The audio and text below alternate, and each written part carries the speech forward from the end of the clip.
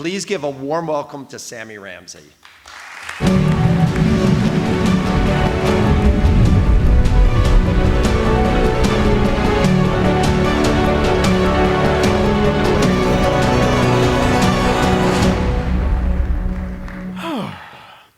Okay, so let's talk about hive and prejudice. But first, let's start way back here. See, when I was a kid, I was a little bit of an odd duck, if you will. See, I can tell you exactly what birthday this was looking at that birthday cake. I know that that was my 8th birthday, and it's not because there's an 8-shaped candle somewhere on that cake. No, it's because that cake is covered in marzipan insects. It was actually made by a family friend who, well, along with everyone else, was well aware that I was going to be an entomologist when I grew up. I was telling everybody with ears, I'm going to be an entomologist. I think insects are incredible. That would have been news to this little guy. See, this is little Sammy at 6. And at that age, there was nothing more frightening, more scary, more concerning to me than the world of insects. Everything about them's weird. It's the stingers, it's the mouth parts that bite the wrong way, it's all the extra legs, everything was wrong. And my parents started noticing that I had developed a pretty substantial irrational fear. And they were getting a bit worried about it. I think the key feature that really let them know that there was a problem was when my teacher called from school and said, "Hi, Mrs. Ramsey? We're having a little bit of a problem with Sammy. He hasn't been going out to recess, and he said, quote, I don't want to meet any insects on their own turf." So things had really progressed into problematic territory. I can quite vividly recall being a little kid in bed, having the covers pulled up to my face, thinking every time I felt something, that there were bugs behind every corner, beneath the blankets scurrying around, and that if I closed my eyes for a second, they would carry me off into the distance and I would never be seen again. I would wake up from these nightmares, and my dad would run into the room, and I'd say, "Dad, there's a bug here." And he'd say, "Where's the bug, Sammy?" And I'd point, and he'd step on invisible insects to get me to go back to sleep. Now, it didn't take long for my parents to recognize this is not a sustainable way of having our kid grow up. So, my parents took me to our local library, and they did something that I think is quite remarkable.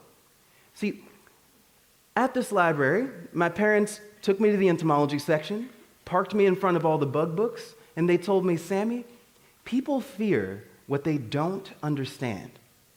Learn about these insects. It'll change things." It worked a little bit too well. From that point forward, I was bringing bugs into the house under any circumstance that I could. Riding back in the car that summer, I told my parents, "I'm going to be an entomologist when I grow up," as a 7-year-old. Well, I genuinely think that it is a testament to my excitement when you see just the kind of person that I ended up developing into, because this is me at my senior pictures in high school, bug right in my face, all of my pictures, insects related. I knew that in order to be an entomologist, I was going to have to work very hard at it. I knew that coming from a low-income family where we didn't have the funding for this, and knowing that there were very few universities with an entomology program, I had to fight to get in to one of the best, but I did. I got into Cornell University's entomology program, the best in the country, but then I had to figure out how to pay for that hefty bill because it's about the cost of a house, and neither of my parents had the funds to pay for that. So I applied for 28 scholarships, I got 27 of them, and went off to Cornell to study entomology.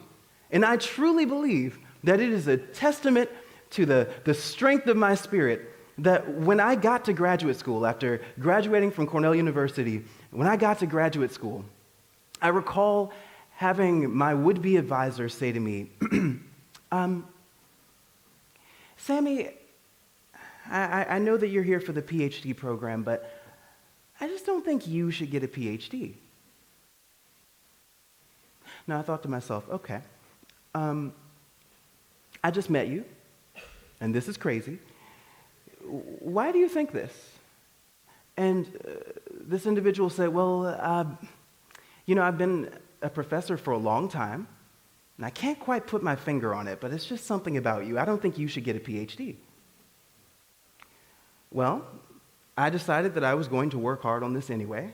I went through the program, and they gave me a special condition. They said, all right, well then if you want to be in this program, you have to make sure that you receive above a 3.5 or above throughout this program. So, I've been in situations before where I've had to prove myself. I don't look like a lot of the people who exist in the settings that I exist in. So I did what I do best. I showed off. I got a 4.0 all the way through, and I thought, all right, we got this. And then at my first committee meeting, my advisor sat me down, and one of the very first things that she said to me was, Sammy, you've got a great GPA, you've got a wonderful project, but something about you just doesn't seem like doctoral material. So I'm dismissing you from the program. That was pretty rough. There's not a lot of circumstances where I've cried as an adult human, but that one took me through. I did what any scientist would do. I asked questions. What is it about me that's not doctoral material? Well, you just don't have the skill set for science. Oh, okay. What is the skill set? I can't quite put my finger on it, but I know you don't have it and it can't be taught. Sammy, you shouldn't be surprised. You are a high-risk student to begin with. Well, these kinds of things, they bothered me. They settled down into the seat of my consciousness and really made great friends with the imposter syndrome that was already there. They told me that something inherent in how I existed as a person excluded me from really, truly ever being a scientist. But then I recognized I don't feel that way. And it doesn't matter to me that they feel this way. I'm going to continue to push forward for what I've always said that I was going to achieve since I was 7 years old. Well, eventually, after 9 months of fighting through, I was able to return to the program after being dismissed from it. I was reinstated under 2 conditions. One, that I let go of the project that I've been working on for 2 years on parasites of stink bugs, and 2, that I find a new lab within 1 semester. So, a new challenger had appeared. A set of difficulties that I wasn't entirely sure how I would surmount, but I did. I continued on with my work, and little did I know that at the tip of the paintbrush that I'm staring at in that image was an organism that was going to take me around the world. A parasite that I had no idea would be so pivotal to how I then proceeded as a scientist and the stories that I would then end up telling. Actually, probably be better to just show you. Check this out.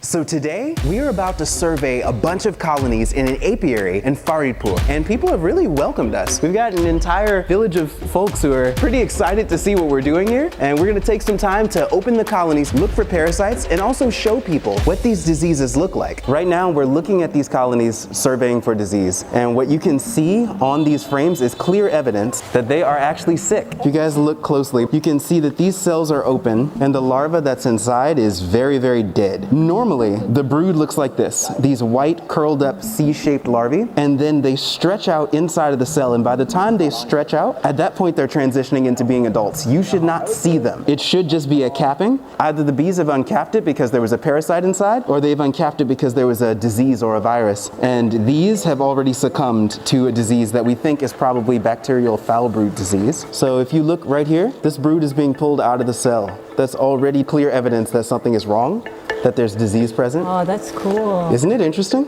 This one has also been removed, and they've chewed it down until it's just a little stump, and they're gonna throw that out of the colony. Do you see the way the bees are gathered around this? They're feeding on this dead brood. They suck up the juices from its body, and then they toss it out of the colony, but unfortunately that spreads whatever disease it had. It's not the smartest idea that they've ever had.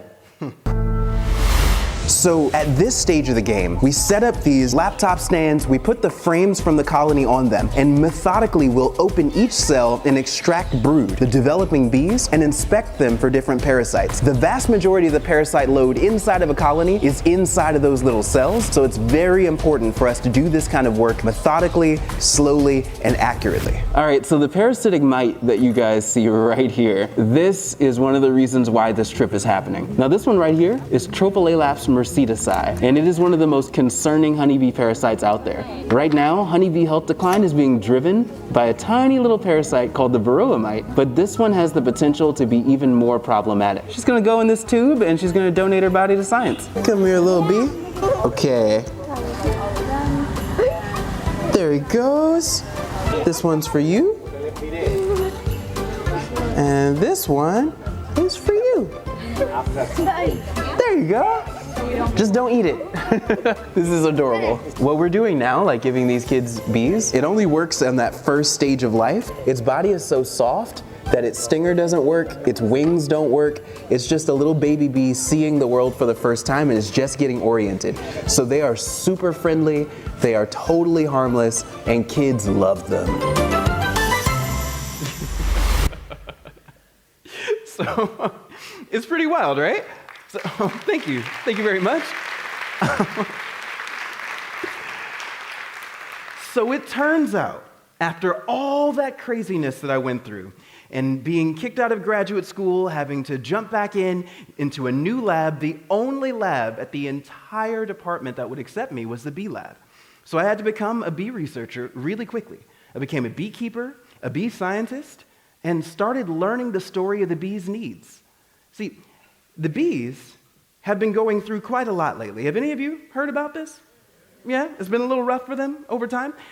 Well, unfortunately, that story is a sprawling epic, and consistently, we are the individuals driving their health decline, but it's not actually through the ways that we typically think. We have been moving parasites around the world and causing a number of different difficulties for them by moving these invasive parasites to new locations where the bees aren't able to deal with them. So the bees needed me. They needed me to tell this story, and I needed them. I needed them to provide me the opportunity to show the world that I can truly contribute something of value to the scientific community, even though I don't look like the folks who are typically considered consummate scientists. You are currently staring into the face of evil.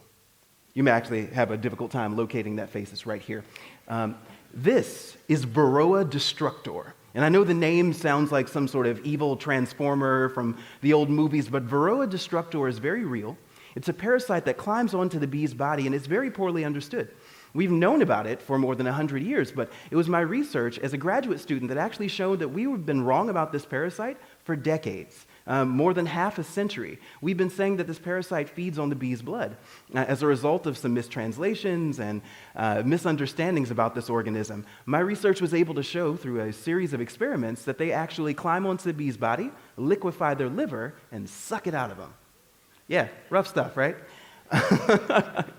So it's through all of this work that we are finally able to understand why we have been losing between 33 and 51% of our honeybee population year on year on year to these ubiquitously distributed parasites that are present in nearly every single honeybee colony. And while we are already dealing with the pollinator pandemic that they have triggered by spreading around the world, there is another pollinator pandemic on the horizon. This terrifying organism, Tropalaelaps, is moving around the world and already causing issues. When it arrived in Pakistan, within just 8 years of its arrival, it had exterminated all of the European honeybees within that country's borders.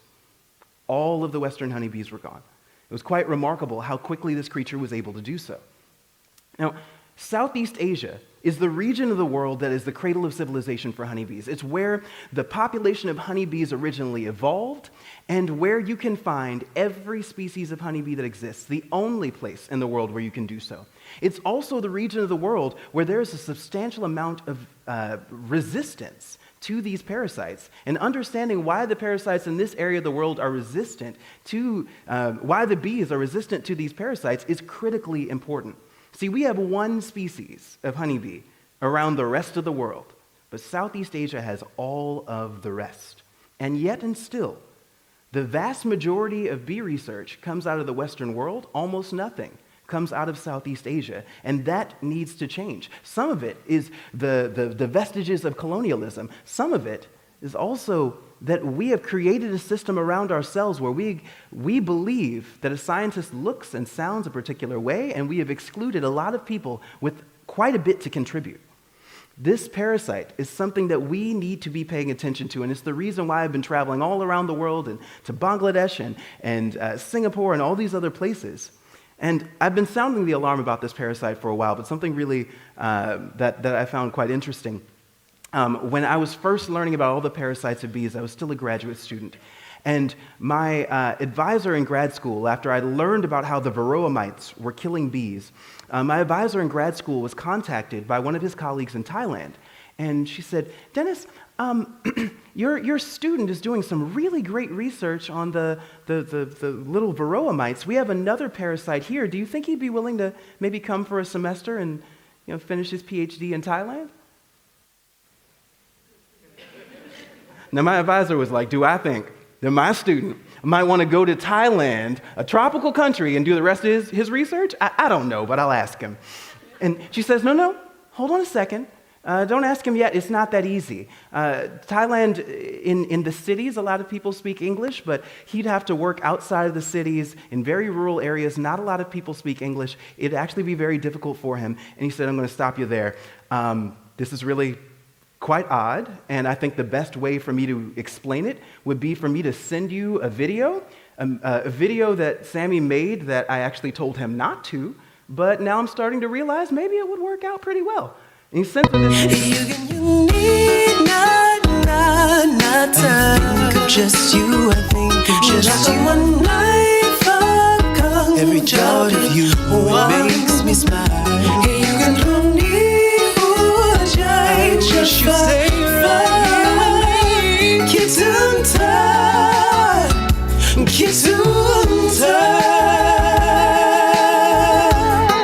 Yes, that's my jam, y'all. Thank you. Thank you very much.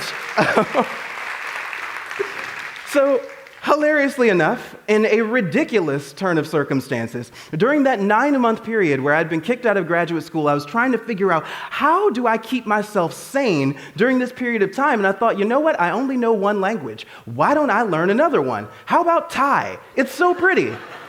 So I started making music videos under the name Black Thai, singing music in Thai, Black Thai, singing music in Thai, and learning the language, and I had no idea that under any set of circumstances it would be useful, but it allowed me to jump into conducting research in Thailand.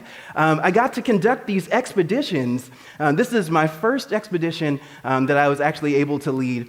I was able to conduct these expeditions looking for the different species of honeybees, looking at the parasites that they have, charting them around the world. And with it, I was able to expand my goal set because after doing a couple of these expeditions, it attracted the attention of the National Geographic Society. I became a National Geographic wayfinder, and after another expedition, it attracted the attention of the Explorers Club, and I was considered one of 50 people changing the world that you should know about. And I'm getting to tell you all about it now because of that experience. Thank you. This is the same person who 3 years prior to that was told that he could not be a scientist, that something about him, all of the quirky, odd things that make this individual who he is, made him unfit for science in general. But it was actually all of those quirks, all of those oddities, everything that makes me different, the diversity of qualities that allowed me to conduct science in the way that I do it, that is actually helping people and helping pollinators. See, something that I noticed was that while in Southeast Asia, I found all of these different populations of bees that were resistant to these parasites. And it made perfect sense. Evolutionarily, they've been surrounded by these parasites. Since they are the area with the highest honeybee biodiversity, they also have the highest parasite biodiversity. And so evolution has promoted a great deal of resistance that's protected these bees. So what if we were to actually collect these bees, sequence their genome, and learn about what it is that makes them resistant? Maybe we can bring some of those genes over to our population of bees and protect them. Well, I started something called the Honey Genome Project because I love puns. And this project has taken this excitable boy from his hometown in Washington, D.C., all over the world: Singapore, Thailand, Japan, South Korea, Thailand, India, Bangladesh, Indonesia, Malaysia, and it's put me in some circumstances that I wasn't exactly prepared for, but I'm learning to be an explorer. So we're getting on a speedboat now? I don't want to do that. Like in life, it's all about balance. I hate everything about this. The things I do for bees. So today, we're doing something rather different. In order for us to really do the kind of work that we want to do in a mangrove forest like this, we need people who know this forest better than anybody. We're about to meet up with honey hunters who are going to help us accomplish a really big and important part of our project. Our goal is to find as many colonies in this forest over the next 3 days as we possibly can. They're not managing these bees, they're finding them in the forest. Now normally, they would collect honey from these bees, but this is a time of year where they're not permitted to do so. So they're actually doing a big favor even being willing to come out here and work with us, because our goal is to collect the brood. The brood is typically the parasite reservoir within the colony. Us being able to collect this brood will have the chance to really see how many parasites are present in the colony and get a better understanding of how healthy these colonies are. All right, here we go.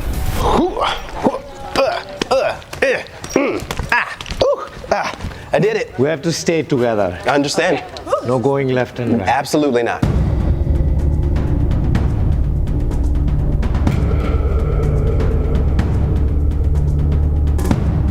All right, so we're at a bit of a clearing. Mowgli, like if we just stop all together and are really quiet, is that just the natural leaf drop? Leaves drop. Okay, because I get nervous hearing it. Is there anything that we should expect to hear if there were like a large apex predator approaching us? Large apex predator, you will not be. Not hearing anything. You will not be. Got hearing. it. Okay. All right. Will That's be fine. a easy, quick death. Easy, quick death.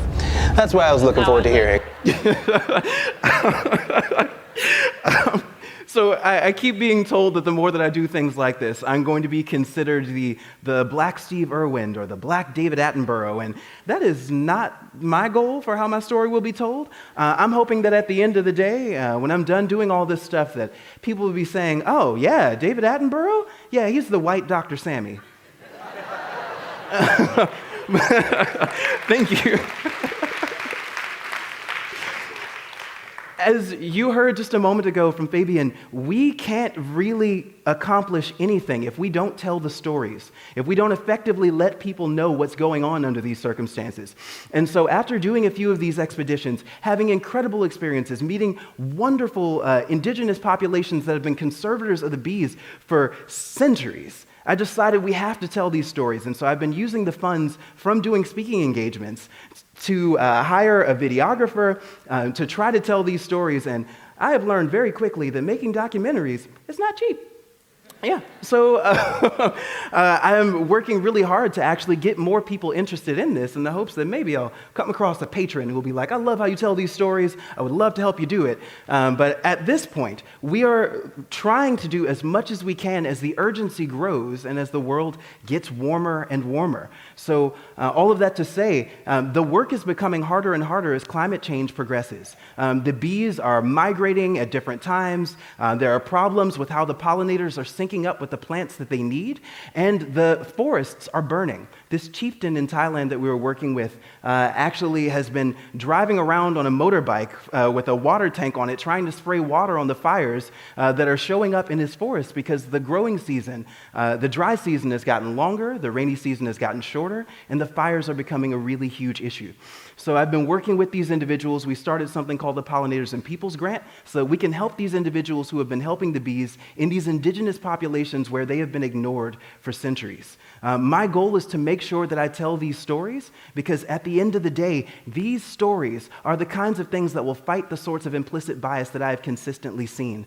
My goal is to make sure that whether we are pollinators or people, that never again do we have to deal with prejudice, ignorance, or fear of the unknown being what determines how our stories are told. I'd like to thank you so much for listening to me today, and, well, thank you.